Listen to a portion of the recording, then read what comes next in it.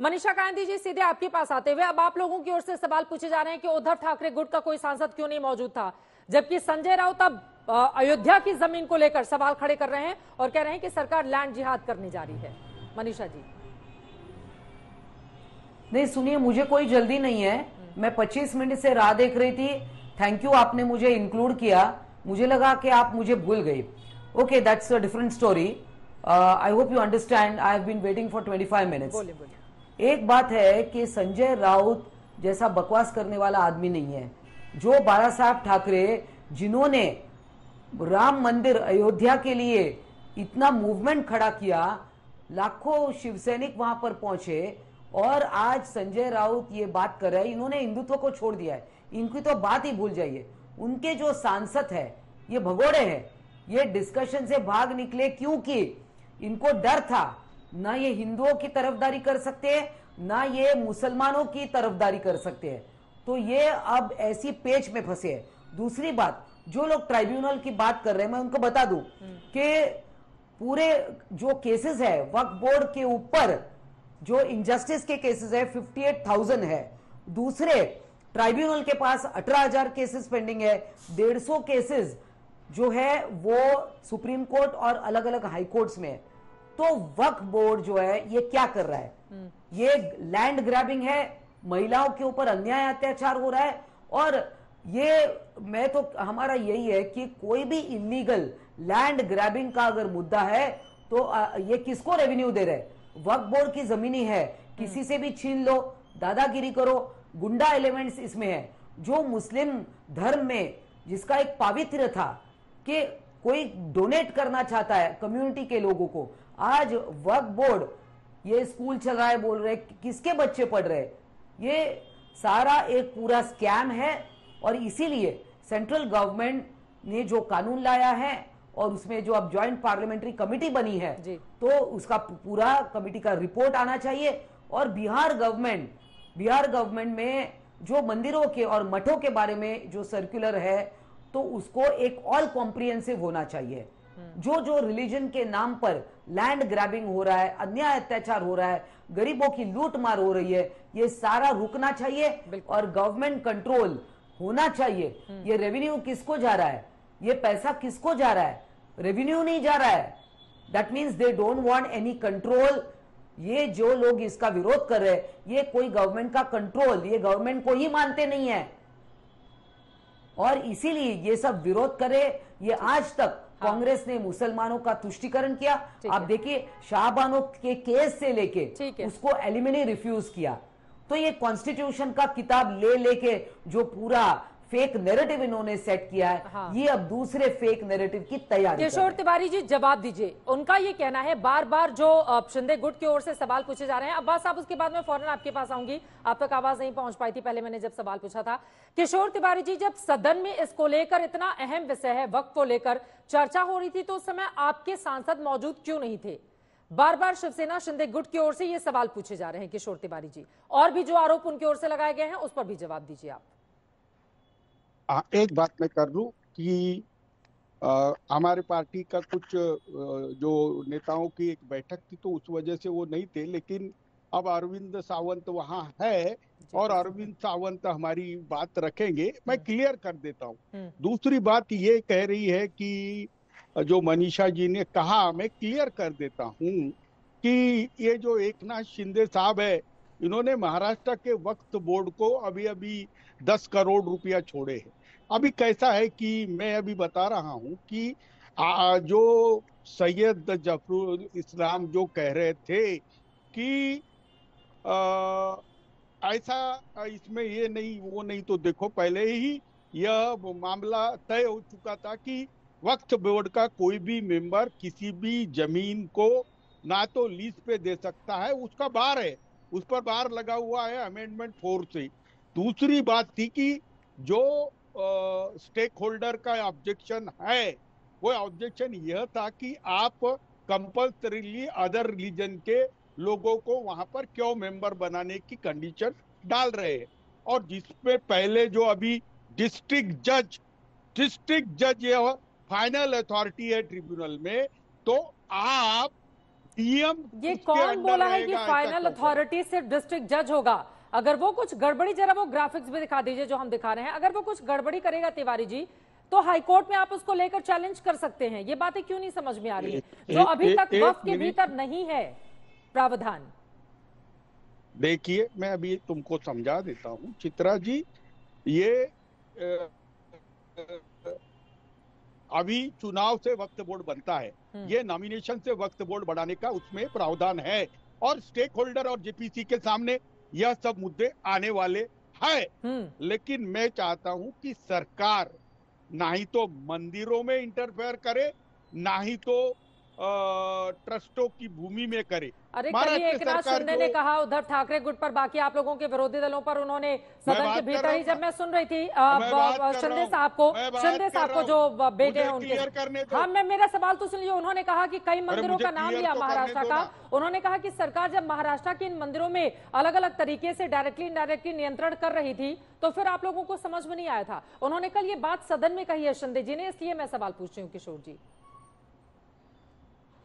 नहीं, एक बात मैं क्लियर करता हूं। हाँ, बोलिए बोलिए। कि मंदिरों के ऊपर भी प्रशासकीय इंटरफेरेंस से भ्रष्टाचार बढ़ा है, ये हमारा तजुर्बा है।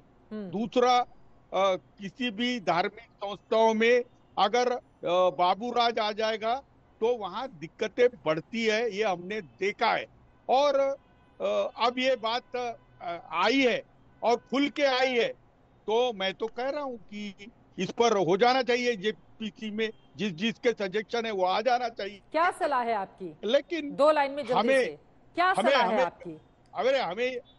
अरे मैं बता रहा हूँ कि क्या संपत्ति ट्रस्टों वाली संपत्ति बोर्ड को दी वाली, क्या कंडोमेंट बोर्ड, हिंदू कंडोमेंट इंडोरमेंट बोर्ड या मुस्लिम इंडोरमेंट बोर्ड, इनके कायदे समान रहने चाहिए? क्या वक्फ बोर्ड पर कंपल्सरीली हिंदुओं की अपॉइंटमेंट होनी चाहिए? दूसरा, मैं मनीषा कायंदी जी को कहता हूं कि वो सर्टिफिकेट देना बंद करे। हमारा हिंदुत्व यह 2-3% लोगों का हिंदुत्व नहीं है, हमारा हिंदुत्व यह बहुजन का है, और बहुजन हिताय और बहुजन सुखाय है। और मुसलमानों का विरोध करने वाला, उनका द्वेष करने वाला हिंदुत्व हमारा है नहीं, और हमारे हिंदुत्व के लिए हम जनता में जा रहे हैं। ठीक है, अब मैं सैयद अफजल अब्बास साहब के पास जाना चाहूंगी। वो बहुत देर से, आधे घंटे हो चुके हैं, उसके बाद मैं एक राउंड बाकी लोगों से भी बातचीत करूंगी। बहुजन हिताय बहुजन सुखाय का नारा मुझे मायावती जी का याद आ गया, जो उन्होंने 2007 में इलेक्शन में यूपी में दिया था। लेकिन अफजल अब्बास साहब, सीधे आपके पास आते हुए, अब ये जेडीयू की सरकार को क्या जरूरत आन पड़ी है मौजूदा वक्त में? इधर वक्फ बोर्ड की जमीन, उधर मठ मंदिर की जमीन, क्या संदेश देना चाहते हैं आप लोग इसके जरिए?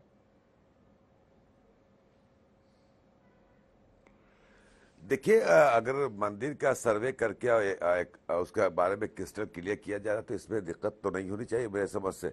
अगर ये भी तो रिकॉर्ड में आ जाएगा कि कहाँ बिहार में कितनी मंदिर है, उस मंदिरों में कितना राजी है, कितना रकबा है, और पोर्टल पे आ जाए और एक रजिस्ट्रेशन हो जाए तो अच्छी बात है, इससे कोई हम तो भाग नहीं रहे। लेकिन आप डिबेट अगर कर रही थी वक्फ पे, तो हमको वक्फ पे ही तैयारी करके आए थे, वक्फ पे ही बात करना था।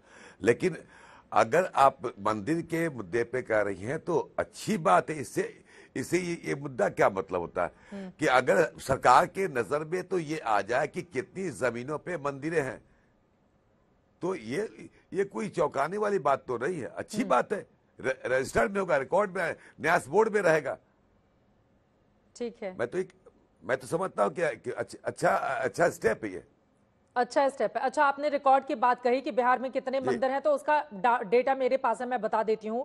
बीएसबी-आरटी के ताजा डेटा के मुताबिक राज्य में फिलहाल 2512 गैर पंजीकृत मंदिर और मठ हैं, जबकि 2499 रजिस्टर्ड मंदिर और मठ हैं। सबसे ज्यादा अनरजिस्टर्ड मंदिर और मठ वैशाली में है, और उसका पूरा आंकड़ा मेरे पास है, उस पर नहीं जाते हुए अफजल अंसारी साहब, लेकिन मैं वक्त पर आ जाती हूं। मंदिर मठों को लेकर अब आप लोगों की ये तैयारी है। दूसरी तरफ आपकी ही जेडीयू के एमएलसी हैं गुलाम गौस, उन्होंने कहा कभी बाबरी, कभी लव जिहाद, कभी वक्फ बिल लाकर मुसलमानों को परेशान कर। आप ही के जेडीयू के एमएलसी हैं, जेडीयू का क्या स्टैंड है? ललन सिंह सदन में कुछ और बोलते हैं, आपके एमएलसी बिहार में कुछ और बोल रहे हैं, क्या है आप लोगों का स्टैंड इस पर वक्फ बिल को लेकर?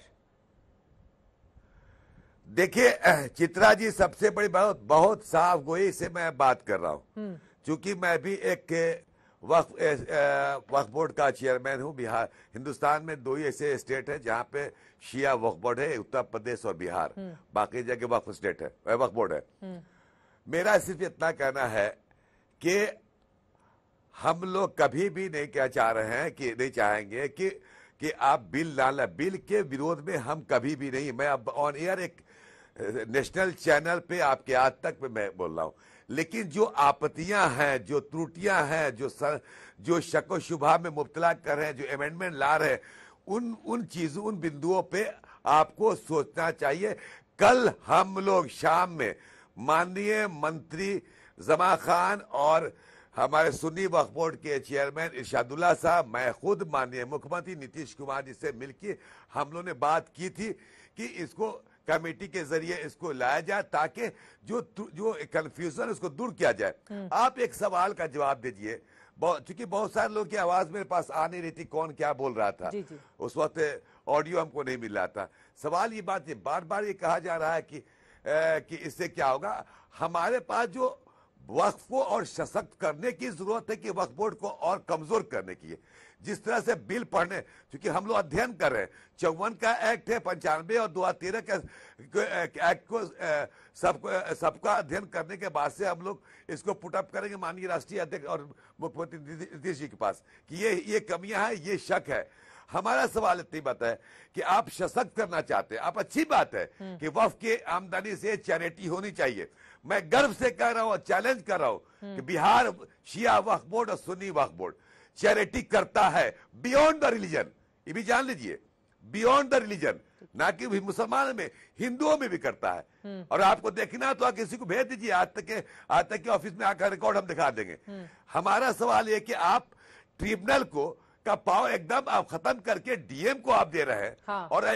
और डीएम के पास जब चाहेगा तब आपको रिपोर्ट देगा, रजिस्ट्रेशन आपने वहीं से करना है, वो चाहे जो भी करे, सरकार का अंग होगा। ट्रिब्यूनल एक न्यायालय है, एक कोर्ट है। कोर्ट में लॉ की जानकार जो होते हैं वही जज बनते हैं। हाँ। तो उनको समझ होती है। आप ये कंफ्यूजन क्रिएट होता है कि वो एक तरफा वो फैसला सुनाते हैं, तो ट्रिब्यूनल के फैसले को भी हाई कोर्ट में जो हारता है वो चुनौती देता है। हाँ। वहां भी हारता है तो लोग क्या हाई सुप्रीम कोर्ट तो जाता है। तो ट्रिब्यूनल के फैसले को, ट्रिब्यूनल के पावर को कम करके आप जिस तरह की बातें डीएम को दे रहे हैं, ये एक बड़ा सवाल है। दूसरी बात कि आप जो है, हाँ, जो वक्फ जो हमारे यहाँ बिहार सरकार के माननीय डीएम का पावर तो कहीं पर भी होगा ना। अलग अलग राज्य हैं, कई राज्यों में कांग्रेस की सरकार है, कई राज्यों में रीजनल पार्टियां हैं। डीएम को अधिकार होगा ना, कोई बीजेपी के नेता अपने नाम पे थोड़ी ना करने जा रहे हैं अफजाल साहब। हम बीजेपी कांग्रेस की बात ही नहीं कर रहे चित्रा जी। हाँ। सवाल है कि मेरा पावर छीन के आपको दे दिया जाए, हम क्या करेंगे, डफली बजाएंगे बैठ के। तो ललन सिंह जी क्यों इतना थपथपा के कह रहे थे सरकार बहुत अच्छा काम कर रही है? ललन सिंह जी आप ही कितने बड़े नेता हैं। कल मैं उनका पूरा भाषण सुन रही थी, वो तो एक सुर में कहीं भी कोई किंतु परंतु नहीं किया उन्होंने। मैं उनकी देखिए, हमारे सर्वोच्च नेता नीतीश कुमार जी है। अगर ललन बाबू की मैं इज्जत कर रहा हूं, उन्होंने क्या कहा वो अलग बात है। हमारे जो, चूंकि मैं मुस्लिम समाज से आता हूं, जो एतराजात जो हमारे पे लग रहे हैं उसकी बात तो हम अपने पार्टी के समस्त नेता को पहुंचाएंगे कि नहीं पहुंचाएंगे। इवेंचुअली हमको मैदान में जाना है, लोग हमसे सवाल करेंगे, तो हमारी जिम्मेदारी बनती है, जहां हमको खदशा है, जहां संदेह है, जहां शक है, उस बात को अपने राष्ट्रीय अध्यक्ष तक मैंने पहुंचाया है। हम लोग कल बात किए और इत्तेफाक की बात हम लोग मांग करते कमेटी की, जेपीसी में चला गया। अब जेपीसी में बात आएगी। आप ये बताइए कि आप कब्रिस्तान की जमीन की जब चाहे सरकार ले लेगी, आप ये बताइए कि मंदिर जितने बंद है किसका निजी जमीन पर बना हुआ है, कितना % बताइए। आप कह रहे हैं कि हिंदू रहेगा, क्या न्यास में, हिंदू न्यास में मुसलमान कोई है? आप ही की सरकार तो व्यवस्था कर रही है मंदिर को लेकर। सर ठीक है, ये सवाल आप मुझसे पूछ रहे हैं, लेकिन ठीक है, यकीनन सभी पक्षों की बात होनी चाहिए। मुस्लिम तमाम जो नेता हैं या फिर मुस्लिम कम्युनिटी के मन में इस बिल को लेकर जितने भी भ्रम इस वक्त पैदा हो रहे हैं, ये जितने भी सवाल हैं, उन तमाम सवालों का निपटारा होना चाहिए। और इसी वजह से जेपीसी की व्यवस्था की गई है, जिसमें 31 सदस्य हैं, 21 लोकसभा के, 10 राज्यसभा के, और हर एक पार्टी के सदस्यों को इसमें जगह दी गई है।